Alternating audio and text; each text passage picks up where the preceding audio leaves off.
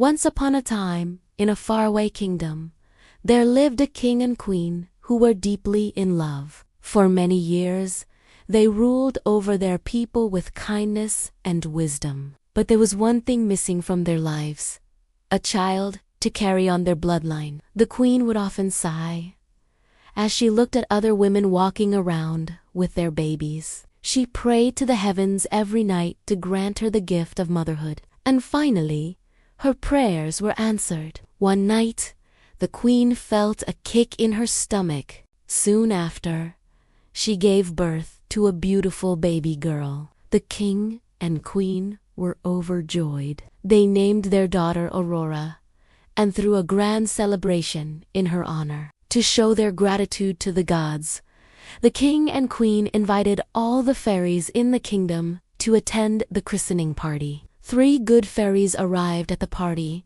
and were eager to give the baby a special gift. Each fairy blessed the baby with a wonderful gift. The first fairy said, "I shall bestow upon her the beauty of the fairest flower." The second fairy said, "She will have the kindness of the gentlest animal." The third fairy said, "I shall give her the grace of the most elegant bird."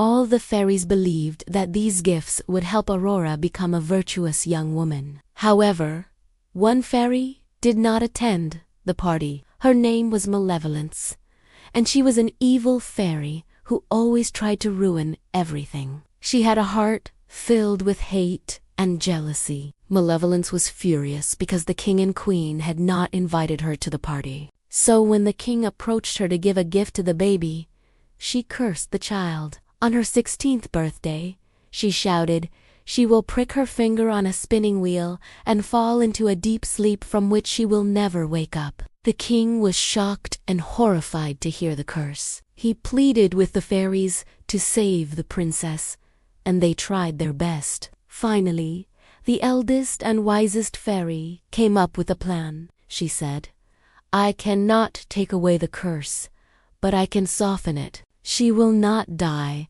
but will only sleep until awakened by the kiss of true love."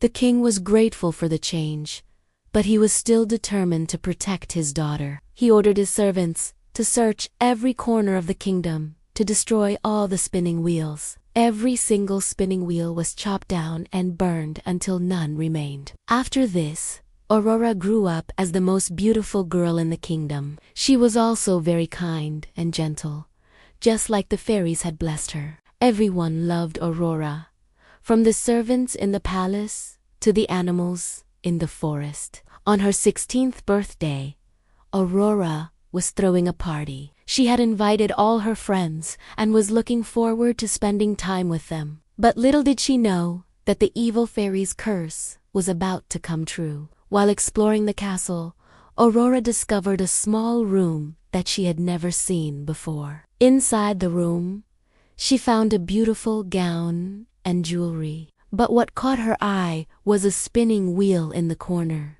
Curiosity overcame her, and she sat down to try it. Just then, a spinning needle pricked her finger, and she immediately fell into a deep sleep. As the curse took effect, Aurora collapsed onto the spinning wheel, and the entire kingdom plunged into darkness. When the king heard about the curse, he rushed to the tower.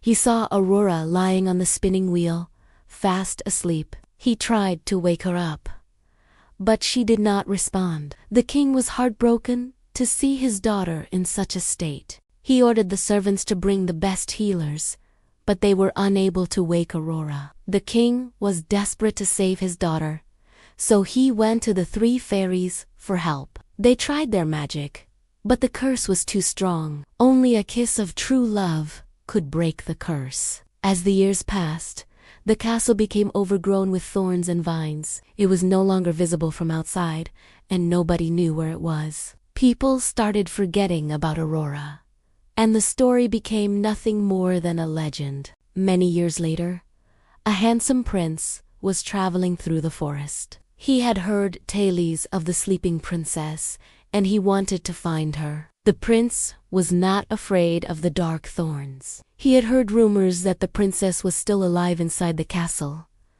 So he decided to enter the castle grounds. When the trees parted, he saw a beautiful castle in front of him, but it was covered in thorns and vines that were too thick to cut through. The prince was determined to reach the princess, so he called out, "Thorns, thorns, I want to get through. Let me pass, or I will cut you." The thorns started moving, and soon a path opened up. The prince thanked the thorns for letting him through and walked into the castle. As he explored the castle, he came across a beautiful garden. There were roses of all colors, and their sweet fragrance filled the air. But what caught his eye was a small cottage in the distance. The prince had heard that a witch lived in that cottage, and she could help him break the curse. So he walked towards the cottage. As he approached the cottage, the door opened and a beautiful woman came out. She had a kind smile on her face, and her eyes sparkled like stars. "Hello, traveler," she said. "What brings you to my humble abode?" The prince explained that he was looking for the sleeping princess, and he asked the woman for help.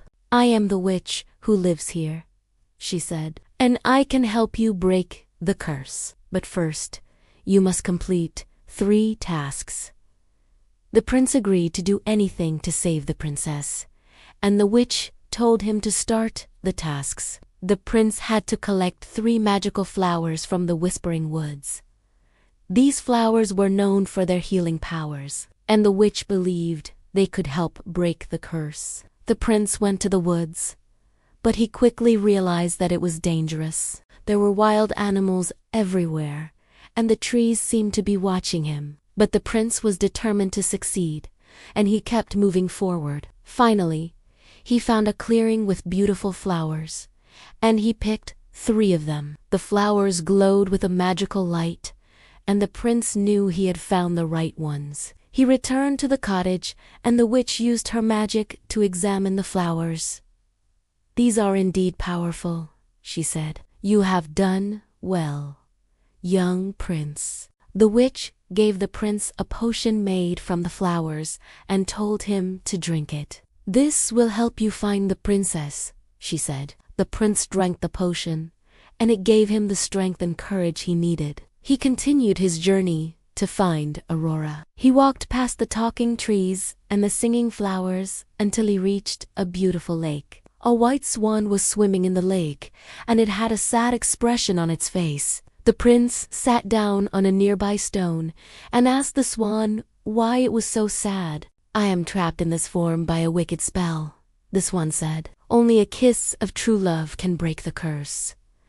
The prince realized that the swan was actually Princess Aurora in disguise, and he leaned in to kiss her. At that moment, the curse was broken. Aurora regained her human form, and she and the prince embraced. When the evil fairy saw that her curse was broken, she was furious. She tried to attack the prince, but Aurora protected him. The fairy's power started fading away, and she vanished into thin air. As Aurora and the prince walked through the forest, the trees started blooming again. The flowers turned from white to colorful, and the birds sang joyfully. Everyone in the kingdom was awakened from their sleep. The king and queen were overjoyed to see Aurora again. They thanked the prince for saving their daughter and invited him to the palace. When Aurora's friends heard that she was awake, they rushed to the palace. They had missed her so much and were happy to see her again. Everyone in the kingdom celebrated Aurora and the prince's love.